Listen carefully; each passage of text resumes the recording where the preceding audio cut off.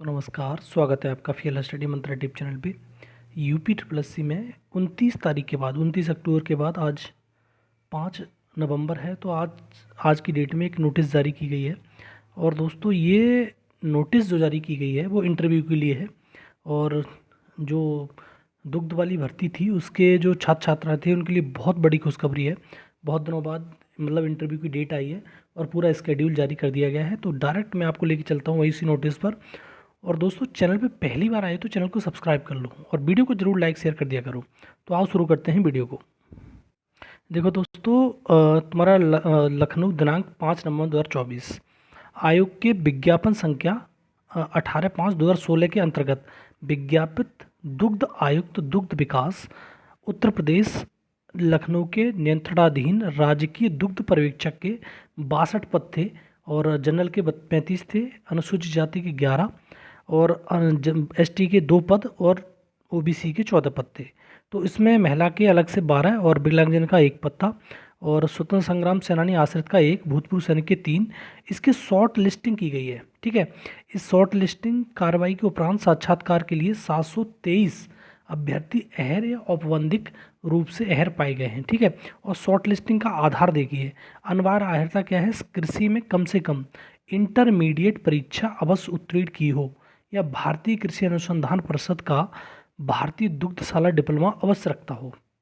अधिमान आर्ता भी है इसमें, दुग्ध सहकारी समितियों के कार्य का अनुभव हो। अधिमान आर्ता में एक और है, उपयुक्त पद के लिए अन्य बातों के समान होने पर ऐसे अभ्यर्थियों को अधिमान दिया जाएगा। होता है ना, टाई हो जाता है कभी कभी मैच, मतलब 2 व्यक्ति एक से हो जाते हैं तो इनको ज़्यादा प्रेफरेंस दी जाएगी।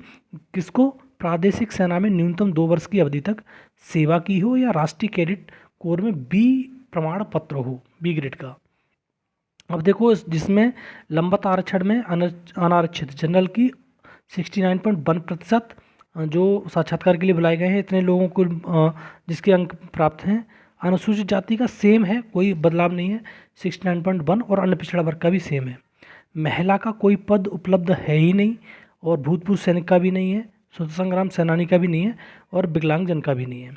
अब देखो दूसरे में, अब ये पूरा का पूरा जो साक्षात्कार होना है, साक्षात्कार कार्य के लिए अहर और औपबंधिक रूप से अहर कुल 723 अभ्यर्थियों को प्रसन्नगत पद हेतु साक्षात्कार उत्तर प्रदेश अधीनस्थ सेवा चयन आयोग तुम्हारा पिकअप भवन लखनऊ पहुंचना है। उनके लिए तारीख दी गई है 18 तारीख से लेकर और 27 नवंबर तक आपका ये इंटरव्यू चलेगा।